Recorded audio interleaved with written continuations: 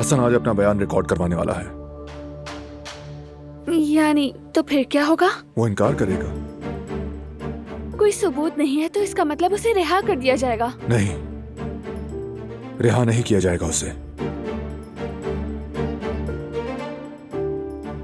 तुम क्यों आई थी, कुछ हुआ है क्या? मेरे भाई यहाँ आना चाहते हैं, मुझसे मिलने के लिए, सोचा तुम्हें भी बता दूं। अच्छी बात है, मैं भी उससे बात करना चाहता था। क्या तुमने फाइल देखी बारान?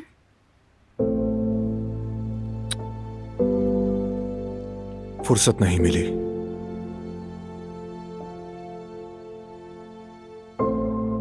क्या मैं भी देख सकती हूँ? हो सकता है कुछ मदद हो जाए। जरूर, मैं भी चाहता था कि साथ में देखें। मुझे तुम्हारी पहले से भी ज्यादा जरूरत है दिलान।